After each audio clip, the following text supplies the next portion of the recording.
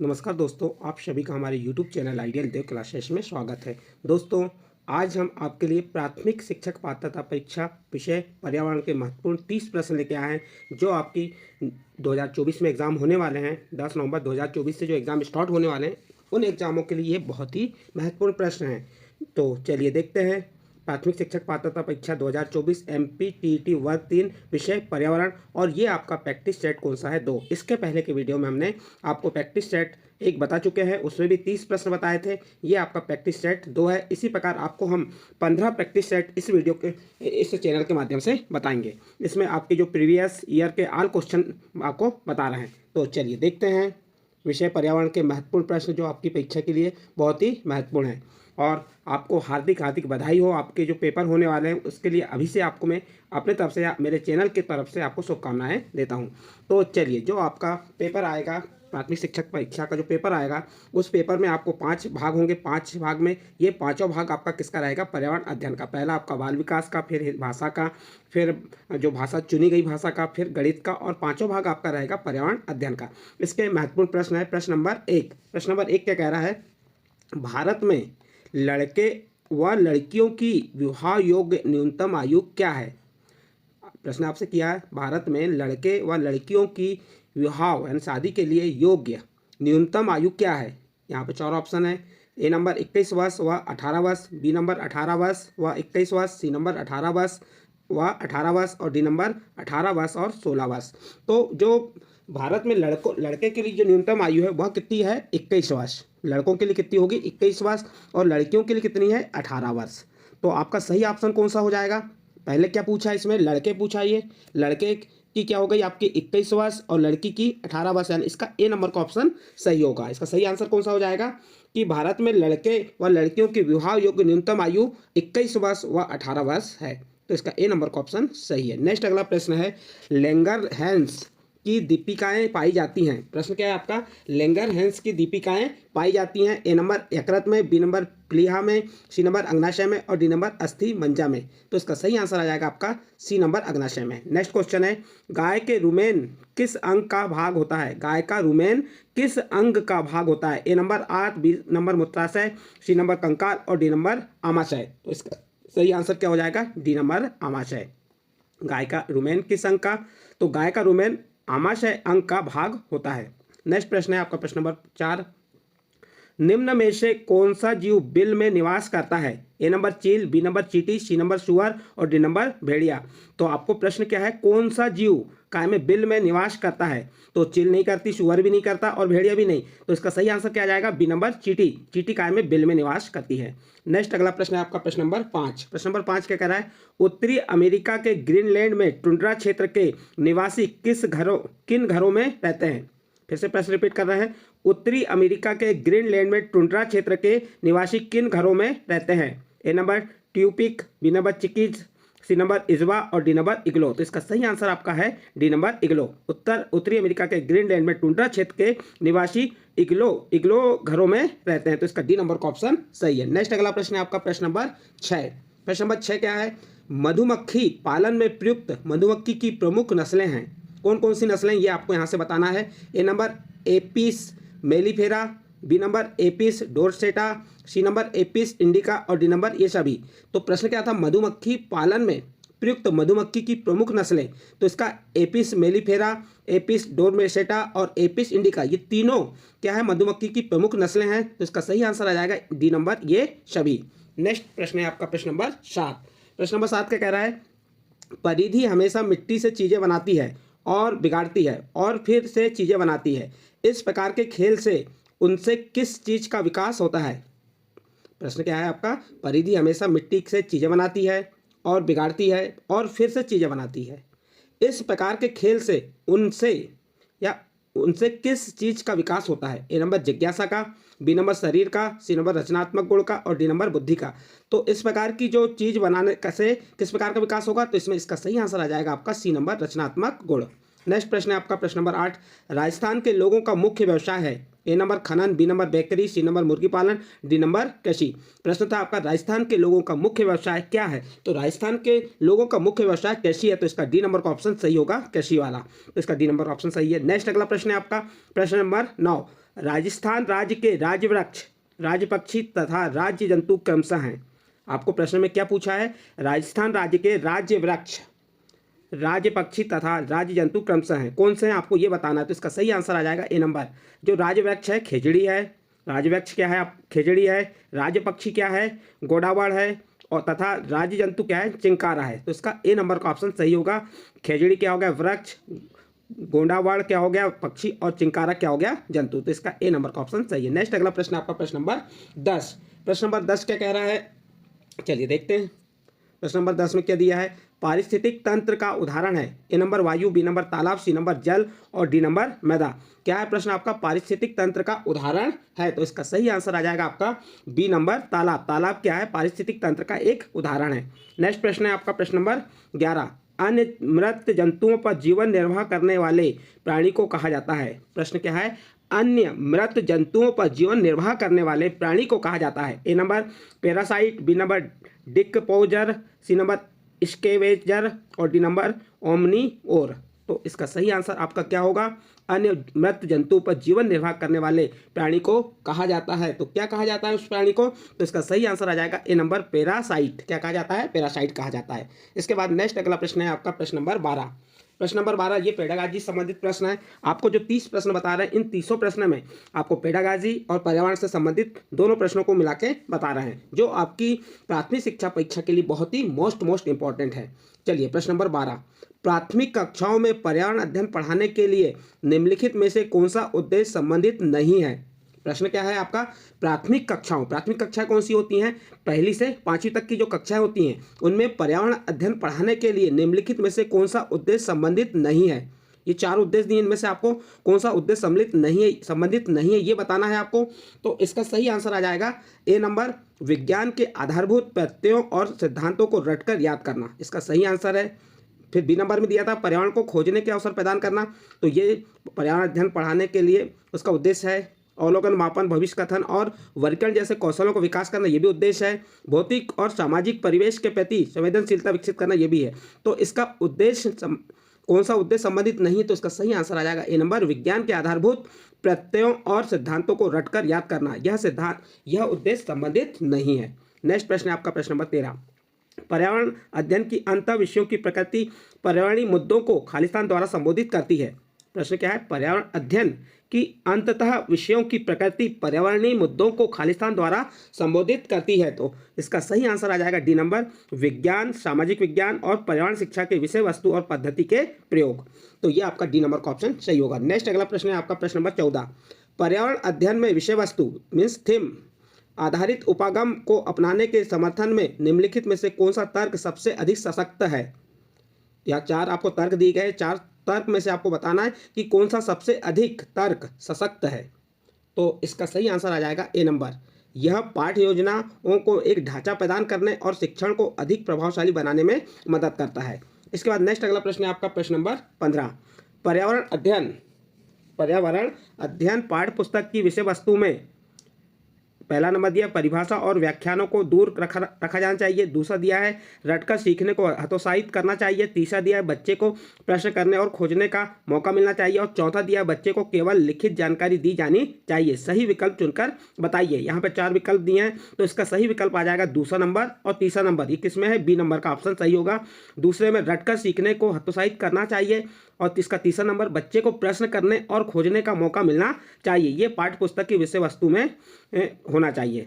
तो इसका B number का ऑप्शन सही होगा। नेक्स्ट अगला क्वेश्चन है आपका क्वेश्चन नंबर 16। प्रश्न नंबर 16 क्या कह रहा है? अपने पर्यावरण की स्वच्छता और शुद्धता का मूल्यांकन करना प्रमुख उद्देश्य है। तो ए नंबर संज्ञानात्मक क्षेत्र का, बी नंबर भावात्मक क्षेत्र का, सी नंबर मनोकार्यात्मक क्षेत्र का और डी नंबर इनमें से कोई नहीं। प्रश्न था अपने पर्यावरण की स्वच्छता और शुद्धता का मूल्यांकन करना प्रमुख उद्देश्य है। तो इसका सही आंसर हो जाएगा बी नंबर भावात्मक क्षेत्र का। अगला प्रश्न है आपका प्रश्न नंबर 17। पर्यावरण अध्ययन की पाठ्य पुस्तकों में कविताओं और कहानियों को शामिल करने का निम्नलिखित में से कौन सा उद्देश्य नहीं है? आपको यहाँ पे कौन सा उद्देश्य नहीं है पूछना है। प्रश्न क्या है आपका?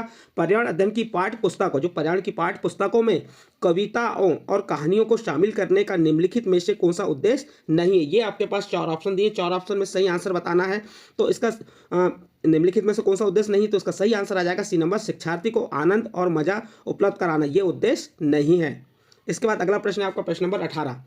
पर्यावरण अध्ययन की पाठ्य पुस्तक में पहेलियाँ शामिल करने का निम्नलिखित में से कौन सा उद्देश्य नहीं है। प्रश्न क्या है आपका, पर्यावरण अध्ययन की पाठ्य पुस्तक में पहेलियां शामिल करने का निम्नलिखित में से कौन सा उद्देश्य नहीं है। ये चार उद्देश्य आपको पढ़ना है, चारों उद्देश्य में से बताना है कि कौन सा उद्देश्य नहीं है। तो इसका सही आंसर आ जाएगा सी नंबर, बच्चों के मस्तिष्क को भ्रमित करना और उन्हें इस भ्रम का आनंद उठाने देना, यह उद्देश्य सम्मिलित नहीं है। इसके बाद अगला प्रश्न है आपका प्रश्न नंबर 19। रोहन के विद्यालय में एक विज्ञान प्रदर्शनी का आयोजन किया गया था। इसका आयोजन एक उद्देश्य के साथ किया गया था। आपके विचार से कौन सा उद्देश्य सर्वाधिक उपयुक्त है। आपको यहाँ बताना है कौन सा उद्देश्य सर्वाधिक उपयुक्त है। तो इसका सही आंसर आ जाएगा डी नंबर, शिक्षार्थियों के लिए सृजनात्मक माध्यम उपलब्ध कराना। ये प्रश्न नंबर 19 कंप्लीट हुआ। इसके बाद आपका नेक्स्ट प्रश्न है आपका प्रश्न नंबर 20। प्रश्न नंबर 20 क्या है, पढ़िए। प्राथमिक स्तर की ईवीएस पाठ्य पुस्तकों में कविताएं और कहानियां सम्मिलित करने का कारण है। प्रश्न क्या है, प्राथमिक स्तर की ईवीएस पाठ्य पुस्तकों में कविताएं और कहानियां सम्मिलित करने का कारण है। तो इसका सही कारण आ जाएगा ए नंबर, विषय के अधिगम में आमोद प्रमोद प्रदान करना। इसका ए नंबर का ऑप्शन सही होगा। नेक्स्ट अगला प्रश्न है आपका प्रश्न नंबर 21। प्राथमिक स्तर पर पर्यावरण अध्ययन की पाठ्य पुस्तक में निम्नलिखित में से कौन सी विशेषता नहीं होनी चाहिए। यहाँ दिया है प्राथमिक स्तर पर पर्यावरण अध्ययन की पाठ्य पुस्तक में निम्नलिखित में से कौन सी विशेषता नहीं होनी चाहिए। तो इसका सही आंसर कौन सा आ जाएगा, सी नंबर, यह परिभाषा और अमूर्त और धारणाओं की व्याख्या करने पर ध्यान केंद्रित करती, ये विशेषता नहीं होनी चाहिए। बाकी ये तीनों विशेषताएं होनी चाहिए। अगला प्रश्न है आपका प्रश्न नंबर 22। प्रश्न नंबर 22 क्या है, किस देश में क्रिसमस का त्यौहार गर्मियों में मनाया जाता है। प्रश्न क्या है, किस देश में क्रिसमस का त्यौहार गर्मियों में मनाया जाता है। A number Japan, B number Bharat, C number Australia और डी नंबर अमेरिका। तो क्रिसमस का त्यौहार गर्मियों में कहाँ मनाया जाता है, किस देश में मनाया जाता है। तो जापान भी नहीं है, भारत भी नहीं, भारत में तो ठंडी में मनाया जाता है, अमेरिका भी नहीं। तो इसका सही आंसर आ जाएगा सी नंबर, ऑस्ट्रेलिया। किस देश में क्रिसमस का त्यौहार गर्मियों में मनाया जाता है, तो ऑस्ट्रेलिया में। ऑस्ट्रेलिया में क्रिसमस का त्यौहार गर्मियों में कब 25 दिसंबर में मनाया जाता है। इसका कारण यह है कि ऑस्ट्रेलिया दक्षिण गोलार्ध में स्थित, ऑस्ट्रेलिया क्या है, दक्षिणी गोलार्ध में स्थित है और दिसंबर का महीना ऑस्ट्रेलिया में गर्मी का पहला महीना होता है। क्यों ऑस्ट्रेलिया में गर्मी मनाया जाता है कि ऑस्ट्रेलिया दक्षिणी गोलार्ध में स्थित है और दक्षिण का महीना ऑस्ट्रेलिया में गर्मी का पहला महीना होता है। ऑस्ट्रेलिया में गर्मी 1 दिसंबर से लेकर 29 फरवरी 28 या 29 फरवरी तक होती है। क्रिसमस ईसा मसीह के जन्म की खुशी में मनाया जाने वाला पर्व है और इस दिन लगभग संपूर्ण विश्व में अवकाश रहता है। यह 25 दिसंबर को पड़ता है। तो प्रश्न था क्रिसमस का त्यौहार गर्मियों में किस देश में मनाया जाता है, तो आपका उत्तर हो जाएगा ऑस्ट्रेलिया। अगला प्रश्न है आपका प्रश्न नंबर 23। प्रश्न नंबर 23 क्या कह रहा है, गिर वन्य जीव अभयारण्य निम्न में से किस वन्य जीव का संरक्षण करता है। ए नंबर हाथी, बी नंबर सांप, सी नंबर गैंडा और डी नंबर शेर। तो बताइए गिर वन्य जीव अभयारण्य निम्न में से किस वन्य जीव का संरक्षण करता है। तो इसका सही आंसर आ जाएगा डी नंबर शेर। जो गिर वन्य जीव अभयारण्य भारत के कहाँ पे है, गुजरात राज्य में लगभग 1424 वर्ग किलोमीटर फैला हुआ है। जो गिर वन्य अभयारण्य भारत में कहाँ पे है, गुजरात राज्य में लगभग 1424 वर्ग किलोमीटर में फैला हुआ है। इसमें जंगली शेरों का संरक्षण किया जाता है। इसमें किसका, जंगली शेरों का संरक्षण किया जाता है। इसके अतिरिक्त इस वन्य अभयारण्य में पुष्प और जीव जंतुओं की भी प्रजातियां मिलती हैं। यहाँ स्तनधारियों की 30 प्रजातियां हैं। जो आपका गिर वन्य जीव अभयारण्य है उसमें स्तनधारियों की कितनी 30 प्रजातियां हैं। सरीसृप वर्ग की 20 प्रजाति पाई जाती हैं। दक्षिण अफ्रीका के अलावा विश्व का यही ऐसा इकलौता स्थान है जहां पर शेरों को अपने प्राकृतिक आवास में रहते हुए देखा जा सकता है। इसके बाद नेक्स्ट अगला प्रश्न है आपका प्रश्न नंबर 24। निम्न में से कौन सी प्राकृतिक वनस्पति मरुस्थलीय प्रदेशों में पाई जाती है। तो इसका सही आंसर क्या हो जाएगा, इसका सही आंसर आ जाएगा बी नंबर केकट्स। केकट्स क्या होती है, निम्न में कौन सी, तो इसमें केकट्स प्राकृतिक वनस्पति मरुस्थलीय प्रदेशों में पाई जाती है। जो केकट्स वनस्पति प्रदेशों में पाई जाने वाली प्राकृतिक वनस्पति है, यह एक सपुष्पक वनस्पति का एक जीव वैज्ञानिक कुल है जो अपने मोटे फूले हुए तनों में पानी बटोरकर शुष्क और रेगिस्तानी परिस्थितियों में जीवित रहते हैं। इसके पत्ते कांटों के रूप में परिवर्तित हो जाते हैं ताकि वाष्पोत्सर्जन की दर कम हो सके, जिससे जल का ह्रास कम हो। तो जो आपका केकट्स है ये कहाँ, कौन से प्रदेशों में पाया जाता है, मरुस्थलीय प्रदेशों में पाई जाती है। तो ये आपका प्रश्न नंबर 24 कंप्लीट हुआ। इसके बाद नेक्स्ट अगला प्रश्न आता है आपका प्रश्न नंबर 25। ग्रीन मफलर संबंधित है। ग्रीन मफलर संबंधित है, किससे संबंधित है, प्रश्न है आपका ग्रीन मफलर संबंधित है। ए नंबर मृदा प्रदूषण से, बी नंबर वायु प्रदूषण से, सी नंबर ध्वनि प्रदूषण से और डी नंबर जल प्रदूषण से। प्रश्न है ग्रीन मफलर संबंधित है, किससे संबंधित है ग्रीन मफलर? तो इसका सही आंसर आ जाएगा सी नंबर ध्वनि प्रदूषण से। किससे? ये ध्वनि प्रदूषण।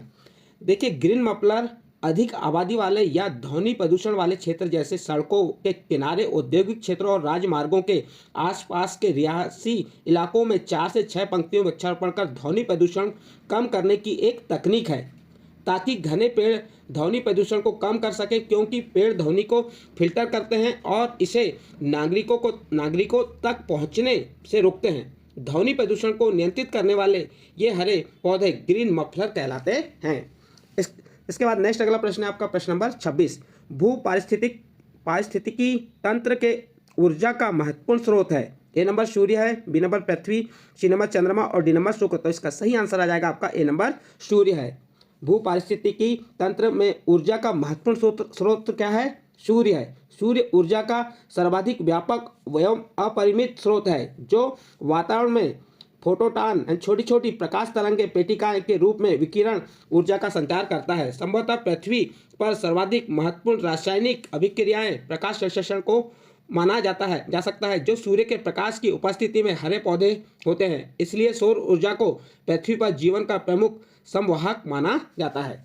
तो आपका जो प्रश्न नंबर 26 था, भू पारिस्थितिकी तंत्र के ऊर्जा का महत्वपूर्ण स्रोत है, तो इसका सही आंसर हो जाएगा ए नंबर सूर्य। नेक्स्ट प्रश्न है निम्नलिखित में से कौन सी बायोडीजल की फसल है? प्रश्न है आपका निम्नलिखित में से, ये 4 ऑप्शन दिए, 4 ऑप्शन में से आपको ये बताना है बायोडीजल की फसल है। ए नंबर कपास, बी नंबर जटोफा, सी नंबर गन्ना और डी नंबर आलू। तो इसका सही आंसर आ जाएगा बी नंबर जटोफा। जटोफा क्या है? ये बायोडीजल की फसल है। जटोफा बायोडीजल की फसल है। यह भारत, अफ्रीका, अमेरिका और कैरिबियन जैसे ट्रॉपिकल क्षेत्रों में उत्पन्न होते हैं। यह एक बड़ा पादप है जो झाड़ियों के रूप में अर्ध शुष्क क्षेत्रों में उगता है।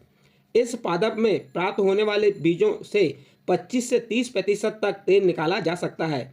इस तेल से कार आदि चलाए जा सकते हैं, इसलिए इसे बायोडीजल पौधा कहा जाता है तथा जो अवशेष बचता है उससे बिजली पैदा की जा सकती है। जटोफा अनावृष्टि रोधी सदाबहार झाड़ी है। यह कठिन परिस्थितियों को भी झेलने में सक्षम है। तो प्रश्न था निम्नलिखित में से कौन सी बायोडीजल की फसल है? तो आपको बता देंगे जटोफा क्या है, बायोडीजल की फसल है। इसके बाद नेक्स्ट अगला प्रश्न है आपका प्रश्न नंबर 28। पर्यावरण संरक्षण अधिनियम किस वर्ष पारित हुआ था? A number 1982, B number 1986, C number 1992 और डी नंबर 1996। प्रश्न है पर्यावरण संरक्षण अधिनियम किस वर्ष पारित हुआ था? तो आपका सही आंसर आ जाएगा सन 1986 में। बी नंबर का ऑप्शन सही होगा। बी नंबर का ऑप्शन क्या है? सन 1986 में पर्यावरण संरक्षण अधिनियम वर्ष पारित हुआ था।